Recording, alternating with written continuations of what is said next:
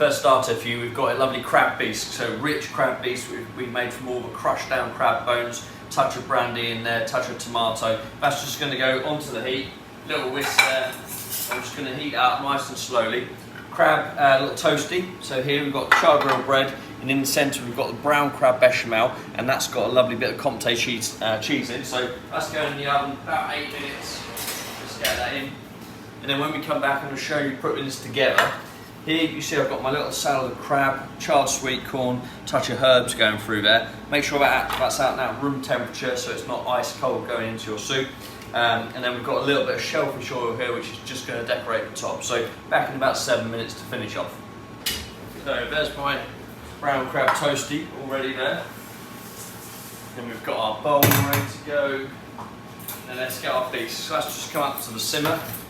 Got a whisk in there just to make sure it's all nicely mixed together. So what we'll do, a little bit of the garnish first of all, straight into our bowl.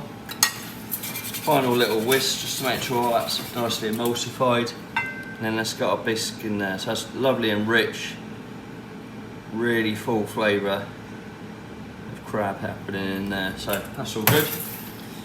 Then carefully get the rest of our garnish in. This just gives you opportunity to space it out nicely.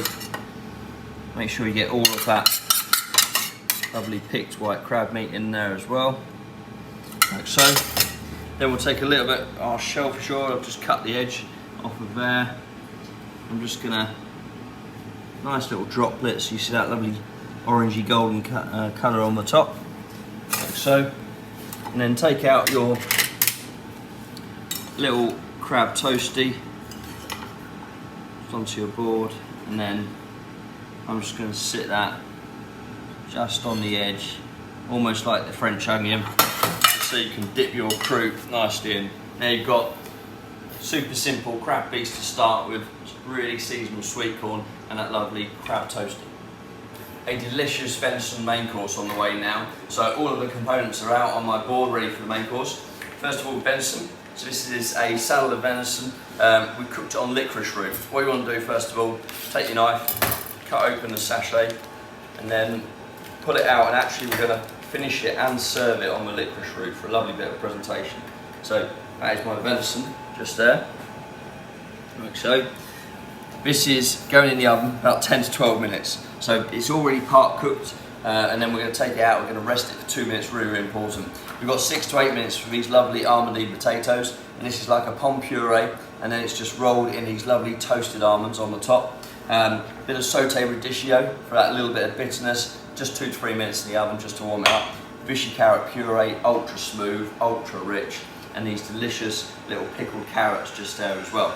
So that's everything, it's all going to get heated up. Venison sauce, this is sauce Grand Veneur, lovely rich sauce finished with bitter chocolate made from the venison bones and some red currant jelly in there. So I'm going to get this in first of all for 10 to 12 minutes, then my almond potatoes are going to go in, finally the radicchio, and then we'll be back and I'm going to show you how to put it all together.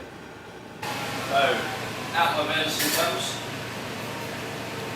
So venison, let's get that onto the board so that can rest. Radicchio, just warmed up. Quite a few elements to this one, but trust me, it's worth it. Little almond potatoes, and then of course sauce Grand Veneur, carrot puree, hot plate. Right, let's go. So, first of all, what we're going to do, take your carrot puree, make sure it's nice and smooth. And I'm going to get a nice little spoon, first of all. Little palette knife or the back of your spoon, whichever you prefer. Just a little swipe over, and then a bit more carrot puree, just because I really, really like it. A little bit on the side like so. Right, next, let's get our almond potatoes, put them onto your board, like so. A little bit of seasoning, just onto the top, and we're going to just get them onto the plate. Radicchio is next. So you want to see the red colour here, so just kind of play with that so you can really see all what's going on. It has got that bitterness to it, but that's what I love about it. It's rich carrot puree and that radicchio going on. So nice bit of that, only a bit more. Then some of these pickled carrots. I'm just going to get some of those going round.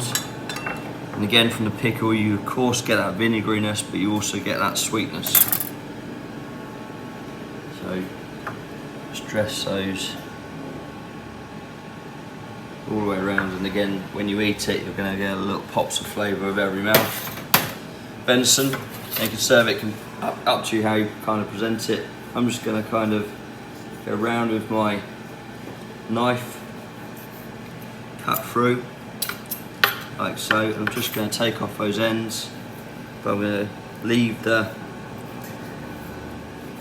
venison just nice like that. A little bit of salt just on the top, sit that pride of place in the middle, and then all that's left, the lovely sauce Crème Veneur. Get some of that over the radicchio, a little bit in the centre, like so. Serve extra sauce on the table, of course, and that is it. That's salad of venison cooked on licorice root for that little bit of musky flavour, almond potatoes, little puree of carrots in there, pickled carrots, radicchio sauce, Crème Veneur.